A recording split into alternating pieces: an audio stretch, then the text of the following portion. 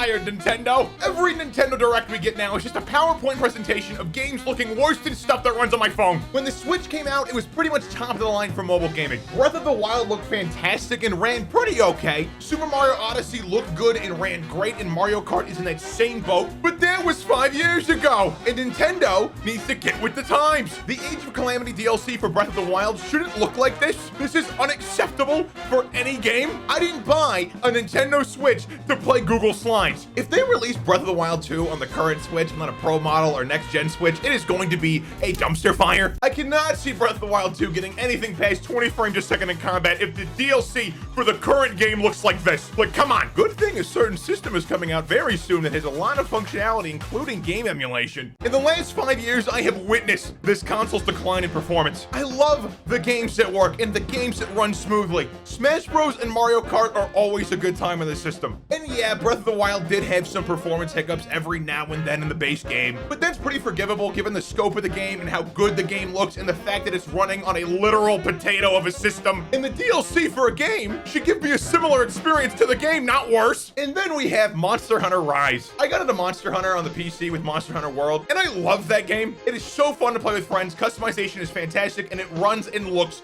great. And then Monster Hunter Rise on the Nintendo Switch, on the other hand, gave me a fucking headache. The starting zone for this game chugs harder than Thomas the Tank Engine when he thinks he can. I did not pay $60 for a literal eyesore and headache. Granted, I'm a bit spoiled. I play most games at 120 FPS on my PC, but in 2022, is it insane to expect 45 FPS on average with a minimum frame drop of 30? Is that really that crazy in this current day and age? We literally have VR. We're talking about the metaverse. Is that really insane? I think you need to realize, Nintendo, you need a more powerful system here. Adding an OLED screen to the same system won't fix the problem. A PowerPoint presentation on an OLED screen would look fantastic, but it's still a slideshow. It is especially ridiculous that they haven't realized this when they showcase games on the Nintendo Direct, and not exaggerating when I say this, the majority of them run about as well as a horse with two legs. If you can't even give me 30 seconds of smooth gameplay for your trailer to show off the game, I cannot imagine how terrible actually playing the game will be. And up until extremely recently, Nintendo was using Windows 95 servers for Smash Bros. If you ever wondered why online was so bad even when you paid for it,